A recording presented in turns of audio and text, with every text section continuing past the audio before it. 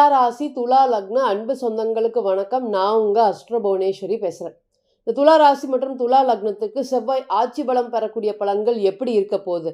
வருகின்ற இந்த 1.5 மாதம் முழுவதுமே என்ன மாதிரியான பலன்களை கொடுக்கறதுக்கு காத்துட்டு இருக்கார்? துலா ராசியை பொறுத்தவரையும் செவ்வாய் ரொம்ப பலமா இருக்கணும் அப்படிங்கிறது ஒரு முதல் ஒரு யோகம்.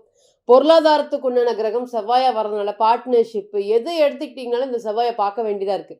அப்போ இந்த செவ்வாய் நல்ல பலம் பெறக்கூடிய பலன்கள் எப்படி இருக்க போகுது? ஃபர்ஸ்ட் துலா ராசி மற்றும் துலா லக்னத்துக்கு எது நடந்துட்டு இருக்கு, இன்னைக்கு நீங்க யாரு, எப்பேற்பட்ட நபர்கள் பார்க்கலாம் நிச்சயமாக.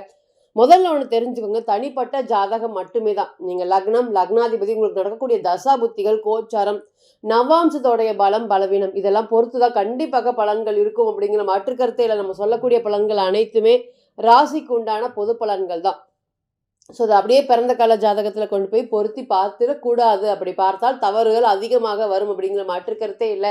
ஃபஸ்ட்டு துலா ராசி மற்றும் துலா லக்னம் ஒருத்தரை நம்பினா உயர கொடுக்கக்கூடிய ராசி. பியூரான மனசு, எல்லா காலமும் நெருக்கமானவங்களுக்கு ஏதாவது ஒரு உதவிகள் செய்யக்கூடிய ராசி. வெளியே ரொம்ப ஸ்ட்ராங்காக இருப்பாங்க. ஆனால் இன்னைக்கு உள்ள புரோக்கன் ஹார்ட்ஸ் ரொம்ப அதிகமாக இருக்கக்கூடிய ராசி. நிறைய பெரிய அளவுக்கு வந்திருக்க வேண்டிய ராசி. இன்னைக்கெல்லாம் பாருங்கள், கெத்தான ராசி சொல்லுங்கன்னா சிம்மம், மேஷம், தனுசு அப்படிதான் சொல்லுவாங்க. அதுக்கு ஈக்குவலாக கெத்தான ராசி யாருன்னு கேட்டிங்கன்னா துலாம். துலத்தை பொறுத்தவரையும் துலா ராசி அது டிக் பண்ணிக்கோங்க. திருமண வாழ்க்கையில் 1000 கஷ்டங்கள் இருந்தாலும் கவலைகள் இருந்தாலும் ஆப்போசிட் நபரை விட்டுட்டு ஓடி வர மாட்டாங்க, ஓடணும்னு நினைக்க மாட்டாங்க. எப்பவுமே கூடவே இருந்து அவங்களுக்காக உழைச்சி அவங்களுக்காக காப்பாற்றி எதுவுமே இல்லாமல் ஜீரோவாக இருக்கும்போது காப்பாற்றி மேலே தூக்கிட்டு வந்தக்கூடிய ராசி யார் அப்படின்னு கேட்டிங்கன்னா இந்த துலாம் தான். அது ஆணாக இருக்கட்டும் பெண்ணாக இருக்கட்டும், எப்பேற்பட்ட நபர்கள் நீங்கள் கல்யாணம் பண்ணுங்க. நிறைய விஷயங்கள் வந்து பார்த்திங்கன்னா திருமண வாழ்க்கையில் நம்ம ரீசெண்ட் டைமில் ஒரு ஜாதகத்தை பார்த்துருந்தோம். அவருடைய ஜாதகம் ரொம்ப வீக்காக இருக்குது. கிட்டத்தட்ட நம்ம சொல்லும் போது சொல்லியிருந்தோம், தண்ணி போட்டு ரொம்ப பிரச்சனை பண்ணக்கூடிய ஜாதகமாக இருக்குதுங்க, ரொம்பவே கஷ்டமாக இருக்குது, வேறு நீங்கள் சமாளிக்கிறது ரொம்ப கஷ்டமாக இருக்கும் அப்படின்னு. மேடம், நீங்கள் சொன்னது நிதர்சனமான உண்மை.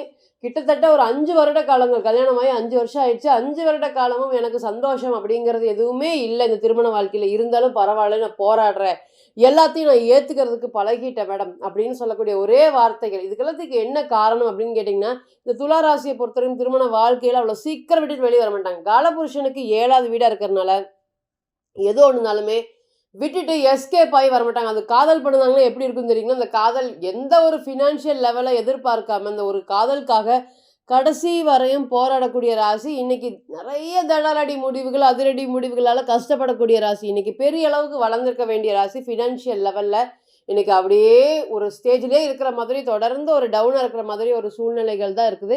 தவறுனா மன்னிப்பு கேட்க தயங்காத ராசி. இந்த ஈகோ பேஸ் டெசிஷன் எடுத்து இன்னைக்கு தடுமாறி கஷ்டப்பட்டுட்டு இருக்காங்க. இன்னைக்கு இவங்களோட வேல்யூ என்ன அப்படிங்கிறது இவங்களுக்கே தெரியாமல் நிறைய விஷயங்களில் கடுமையாக மாட்டிகிட்டு இருக்கக்கூடிய ராசியாகவும் இது இருக்குது. நிறைய பாருங்க, இந்த சனீஸ்வர பகவான் உச்சம். அப்போ என்ன அப்படின்னு கேட்டிங்கன்னா, வேலைக்கு கடுமையாக போராடக்கூடிய ராசி. இந்த 100 ரூபா சம்பளம் வாங்குற இடத்துல 1000 ரூபாய்க்கு யார் வேலை செய்கிறாங்க? சோறு சாப்பிடாம யார் வேலை செய்கிறாங்க? வேலை செய்கிற இடத்துல தங்கி அப்படியே இருக்கிறது, எந்த ஒரு பிரதிபலனும் பார்க்காம தன்னுடைய ஓனருக்கு ரொம்ப விசுவாசமாக இருக்கக்கூடிய ராசி துலாம் தான். அப்போ அந்த துலாத்தோட ராசி எடுத்து பார்க்கும்போது நீங்கள் என்ன இருக்கும்? நிறைய புரட்சிகரமான முடிவு எடுத்திருப்பாங்க, நிறைய புது புது ஆப்பர்ச்சுனிட்டிஸ் வந்திருக்கும். இருந்தாலும் நம்ம எப்படி வெளியே போகிறது, நம்மளை நம்பி ஒரு பொறுப்பை ஒப்படைச்சிருக்காங்க அப்படிங்கிறது திருமண வாழ்க்கையில் இந்த பொறுப்பை உதறாத ராசின்னு சொல்லலாம் இந்த துலாம். அந்த அளவுக்கு வந்து பார்த்திங்கன்னா நிறைய சின்ன வயசுலேருந்து பொறுப்பு அந்த பொறுப்புலேயே இன்னைக்கு வந்திருக்காங்க. அதனால் இந்த பொறுப்பை விட்டுட்டு வெளியே வராமல் நிறைய பொருளாதார முன்னேற்றங்கள் இல்லாமல் இன்னைக்கு அப்படியே அடைஞ்சிட்டு இருக்கக்கூடிய ராசி அப்படிங்கிறத சொல்லலாம். எல்லா விஷயத்துலையும் வந்து பார்த்திங்கன்னா அளவோடு இருக்கக்கூடிய ராசிங்கிறதும் சொல்லலாம். இந்த நேரத்தில் செவ்வாய் ஆட்சி பலம் பெறக்கூடிய பலன்கள் எப்படி இருக்க போது?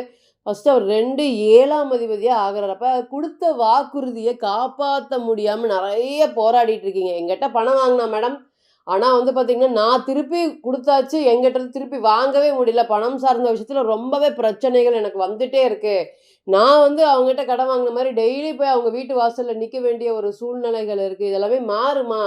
என்னுடைய பணம் எனக்கே திரும்பி வருமா? நான் யோசிக்காமல் எடுத்த முடிவுகள் எல்லாமே இன்றைக்கி என் கண் முன்னாடி என்னைய கஷ்டப்படுத்துது. என்னவோ என்னுடைய குடும்பத்தில் என்னைய மதிக்க மாட்டேங்கிறாங்க, நான் இந்த மாதிரி பணம் வாங்கி ஏமாற்றிட்டேன் அப்படிங்கிற மாதிரி ஒரு சூழ்நிலைகள் தொடர்ந்து இந்த துலாம் தான். ஈஸியாக எந்த ராசியை ஏமாற்றலாமா அப்படின்னு கேட்டிங்கன்னா இந்த துலாத்தை தான். நல்லா யதார்த்தமாக இருக்கேன் அப்படிங்கிற காரணத்துக்காக எல்லாரும் வந்து ஈஸியாக ஏமாற்றிட்டு போகக்கூடிய ராசி. இன்றைக்கி பொருளாதார கஷ்டங்கள் நிறையா இருக்குது. அதெல்லாமே இனி வரக்கூடிய காலங்களில் படிப்படியாக குறையும். கொடுத்த பணத்தை என்னால் வாங்கவே முடியல அப்படின்னு வருத்தப்பட்டுட்டு இருந்த உங்களுக்கு இனி இந்த பணத்தை படிப்படியாக திரும்பி வாங்கக்கூடிய காலம் அப்படிங்கிறது கண்டிப்பாக வந்துடுச்சு அப்படிங்கிற எந்த ஒரு மாற்று கருத்தும் இல்லை. நிறைய வந்து பார்த்தீங்கன்னா, பார்ட்னர்ஷிப் சம்மந்தப்பட்ட பிசினஸ் நடத்திட்டு இருக்கேன். அது எல்லாமே லாஸ் ஆகுது மேடம். தொடர்ந்து வந்து பார்த்தீங்கன்னா, என்னுடைய உழைப்பு போட்டுட்டே இருக்கேன். நம்ம ரீசென்ட் டைம்ல ஒரு ஜாதகத்த பார்த்தோம். அவருடைய ஜாதகம் வந்து பார்த்தீங்கன்னா, துலா ராசி. அவருடைய லக்னம் வந்து பார்த்தீங்கன்னா வேற.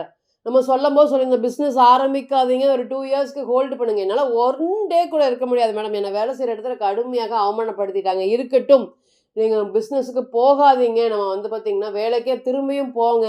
மேடம் இவ்வளோ வயசாச்சு. நான் என்னால போ முடியாது. நான் பிசினஸ் ஸ்டார்ட் பண்றேன். எந்த ஒரு ஃபினான்ஷியல் வந்தாலும் நான் பார்த்துக்கிறேன் அப்படிங்கிற மாரி சொல்லியிருந்தாரு. நம்ம மறுபடியும் 3 முறை இல்ல 4 முறை அவர்ட்ட நம்ம இண்டிகேஷன் பண்ணோம். இருந்தாலும் அவர் கேட்கவே இல்லை. பிசினஸ்க்குள்ள போறாரு. கிட்டத்தட்ட வந்து பார்த்தீங்கன்னா, நம்ம சொல்லும்போது ஆரம்பத்தில 1 வருட காலங்கள் நல்லா இருக்கும். அதுக்கப்புறம் 2 வருட காலங்கள் ரொம்ப மோசமாக இருக்கும் அப்படின்னு, அந்த 1 வருடங்கள அவர் மேட்ச் பண்ணிட்டு, திருப்பியும் அந்த 2 வருடங்கள் படாத கஷ்டப்பட்டாரு. இன்னைக்கு வந்து பார்த்தீங்கன்னா, ஜாதகத்த எடுத்துட்டு வரும்போது கிட்டத்தட்ட இவ்வளோ லட்ச ரூபா கடனோட நம்மகிட்ட ஜாதகத்த திருப்பி குடுக்குறாரு. நம்ம சொல்லும்போது திருப்பியும் மறுபடியும் வேலைக்கு போங்க அப்படிங்கிற மாரி சொல்லியிருந்தோம். இன்னைக்கு அவர் வேலைக்கு போறதுக்கு தயாராயிட்டாரு. இருந்தாலும் அதனுடைய கடன் சுமைகள் ரொம்பவே கஷ்டப்படுறாரு. அனுதினமும் பே பண்றதுக்கே எனக்கு ரொம்ப கஷ்டமா இருக்கு மேடம். எக்ஸ்பென்சஸ் பண்றதுக்கே எனக்கு ரொம்ப கஷ்டமா இருக்கு அப்படிங்கிற மாரி ஒரு வார்த்தை சொன்னாங்க. பிறந்த கால ஜாதகத்துல இது கிளியர் கட்டாக இண்டிகேஷன் பண்ணுச்சு. அப்போ ஒரு விஷயம் பிறந்த கால ஜாதகத்துல இல்லாத போது, நம்ம ஒரு விஷயம் பண்ணலாமா அப்படின்னு கேட்டீங்கன்னா, பண்ணக்கூடாது. அப்ப இந்த நேரம் வந்து கோச்சாரம் சப்போர்ட் பண்ணுது. மறந்துறக்கூடாது. கோச்சார பலன்கள் தான் நம்ம சொல்றது. அப்ப பிறந்த கால ஜாதகம் அப்படிங்கிறது சப்போர்ட் பண்ணினா, இது பண்ணவே கூடாது. தயவுசெய்து பண்ணவே கூடாது. பண்ணனால பெரிய அளவுக்கு ஒரு ஃபினான்ஷியல் லாஸ் அப்படிங்கிறது ஏற்பட்டிருக்கு. இன்னைக்கு பார்ட்னர்ஷிப் சம்மந்தப்பட்ட தொழில் நெறைய பார்ட்னர்ஷிப்ல சண்டை வருது மேடம். எங்கனால வந்து திருப்பியும் வந்து இந்த தொழில வந்து நானே தனியா எடுத்து பண்ணலான்ட்டு இருக்கேன். என் மனைவி பேர்ல பண்ணலான்ட்டு இருக்கேன். 2 பேரும் சேர்ந்து பண்ணலாமா? இந்த மாதிரியான கேள்விகளுக்கு நிச்சயமாக தொழில் சார்ந்த ஒரு யோகம் அப்படிங்கிறது கண்டிப்பா இருக்கு. கல்யாணம் அப்படிங்கிறதே காதலிச்சவங்களையே கரம் பிடிக்கிறதுக்கு ரொம்ப அதிகமான வாய்ப்புகளை இந்த நேரத்துல ஏற்படுத்தி கொடுக்கும். எதுவுமே இல்ல வாழ்க்கையில. ஆனா நான் ஜெயிச்சுட்டேன். அது மாரி காதல் சார்ந்த விஷயத்துல கடுமையாக தொந்தரவுகள ஃபேஸ் பண்ணிட்டு இருக்கக்கூடிய அனைவருக்குமே இனி வரக்கூடிய காலங்கள்ல காதல் சார்ந்த பிரச்சனைகள் படிப்படியாக சார்ட் அவுட் ஆக போகுது. அதனால காதலிச்சுட்டு இருக்கவங்களுக்கு திருமணம் அப்படிங்கிறது இந்த நேரத்துல கைகூட போகுது அப்படிங்கிற மாற்று கருத்தே இல்ல. அதேபோல ஃபினான்ஷியல் லெவல் எப்பேற்பட்ட சூழ்நிலைகள் இருந்தாலும், இந்த நேரம் ஃபினான்ஷியல் லெவல் அப்படிங்கிறது ஒரு நல்ல ஒரு யோகமான காலமாக கண்டிப்பாக இருக்கும். நெறைய உங்களை மோட்டிவேட் பண்றதுக்கு, உங்களை அனுசரணை பண்றதுக்கு, ஆதரவு குடுக்கறதுக்கு யாரும் இல்லாம தத்தளிச்சுட்டு இருக்கீங்க. ஒரு 10 நிமிஷம் பக்கத்துல வந்து உட்கார்ந்து இது சரியாயிரும், இது பண்ணு, இது கரெக்ட்டா இருக்கும் அப்படிங்கிற மாதிரி யாரும் ஹோப் குடுக்காதனால நெறைய ஏமாற்றங்கள் அப்படிங்கிறது நடந்துட்டே இருக்கு. இனி வரக்கூடிய காலங்கள்ல அது எல்லாமே மாறப்போகுது. படிப்படியாக முன்னேற்றம், வருமானத்துக்கு உண்டான வேலை நெறைய இஎம்ஐ வாங்கி வச்சிருக்கேன் மேடம். அந்த இஎம்ஐய கட்டவே முடியல அப்படின்னு வருத்தப்பட்டுட்டு இருந்த உங்களுக்கு இனி இஎம்ஐ சார்ந்த பிரச்சனைகள் அப்படிங்கிறது படிப்படியாக குறையும் அப்படிங்கிற எந்த ஒரு மாற்று கருத்தே இல்ல. நெறைய பதற்றங்கள், புதிய நபர்களால என்னுடைய பொருளாதார முன்னேற்றங்கள் அப்படிங்கிறது வருமா? திடீர்னு ஒருத்தர் வந்திருக்காரு, பிசினஸ் பண்ணணுங்கிறாரு. அவர்னால நான் முன்னேற முடியுமா? அவர வச்சு நான் முன்னேற முடியுமா? இந்த மாதிரி மனசுக்குள்ளார 1000 வலிகளும், வேதனைகளோட டிராவல் பண்ணிட்டு இருந்த உங்களுக்கு இனி 3வது நபர்களால ஒரு பெரிய பொருளாதார முன்னேற்றங்கள் அப்படிங்கிறது கண்டிப்பாக வரும். எதிர்பார்ப்புகள் அனைத்துமே நிறைவேறும். இத்தன நாளா ஒரு கான்ஃபிடென்ட் லெவல் அப்படிங்கிறது ரொம்ப கம்மியா இருக்கும். செவ்வாய் ராசிய 7ஆம் பார்வையாக பார்க்கறதுனால 8ஆம் வீட தன்னுடைய இடத்தவே பார்க்கறதுனால, இந்த பண பிரச்சனைகள் எல்லாமே இனி வரக்கூடிய காலங்கள்ல இறக்கத்திலிருந்து ஏற்றத்துக்கு நிச்சயமாக போகும். நெறைய மன உளைச்சல் சந்திச்சாச்சு துலாம். இனி இந்த மன உளைச்சலுக்கு எல்லாத்துக்குமே ஒரு பதில் சொல்லக்கூடிய விதமாக இந்த நேரம் கண்டிப்பா இருக்கும். நெறைய முதுகுல குத்தியாச்சு, நெறைய நம்பிக்கை துரோகங்கள் ஃபேஸ் பண்ணியாச்சு. 2 மணி நேரம் செய்யக்கூடிய வேலைய 5 மணி நேரம், 6 மணி நேரம் தொடர்ந்து வேலைய வந்து பார்த்தீங்கன்னா, மன உளைச்சலோட அந்த வேலைய செய்றது. இனி இந்த வேலை சார்ந்த விஷயத்துல இருக்கக்கூடிய ஏமாற்றங்கள் எல்லாமே மாறி, நெறைய மாற்றங்கள் வர்றதுக்கு காத்துட்டு இருக்கு. வேலை மாத்தலாமா? இந்த நேரம் கண்டிப்பாக மாத்தலாம். உங்களுடைய தேவை என்ன? என்னென்ன விஷயங்கள் நமக்கு தேவை? நம்மளுடைய லாபங்கள் என்ன? அப்படின்னு தெரியாம தொடர்ந்து பயணிச்சுட்டு இருக்கக்கூடிய உங்களுக்கு, இனி இந்த காலங்கள் எல்லாமே மாறப்போகுது. இந்த செவ்வாயோடைய பெயர்ச்சி லக்னத்தையும், ராசியும் பார்க்கறதுனால இது ஒரு தலை சிறந்த ஒரு யோகமாக இருக்கும் அப்படிங்கிற மாற்று கருத்தே இல்ல. யார் என்ன சொன்னாலும் தன்னுடைய வேலையை பார்க்கக்கூடிய நேரத்துக்கு இது வந்து நல்ல ஒரு சப்போர்ட் பண்ணும் அப்படிங்கிற மாற்று கருத்தே இல்ல. நம்ம சொன்னது அனைத்துமே பொதுவான பலன்கள் தான். 7ஆம் அதிபதி 7ல பலம் பெறக்கூடிய பலன்கள். அப்ப இந்த நேரம் வந்து பிறந்த கால ஜாதகம் எந்த அளவுக்கு சப்போர்ட் பண்ணுது அப்படிங்கிறது கண்டிப்பா பார்க்கணும். ஸோ தனிப்பட்ட ஜாதகத்தை நீங்க ஆலோசனை பண்ண விருப்பப்பட்டீங்கன்னா, கீழ இருக்கக்கூடிய இந்த நம்பருக்கு கான்டாக்ட் பண்ணுங்க. நான் வணங்கக்கூடிய நரசிம்மர் உங்க எல்லோருக்குமே நல்ல வளமான வாழ்க்கையை ஏற்படுத்தி தர நான் நிச்சயமா பிரார்த்தனை பண்ணிக்கிறேன். மீண்டும் ஒரு பதிவில் உங்களெல்லாம் சந்திக்கும் வரை உங்களிடமிருந்து விடை பெறுவது உங்கள் அஸ்ட்ரோ புவனேஸ்வரி. நன்றி, வணக்கம்.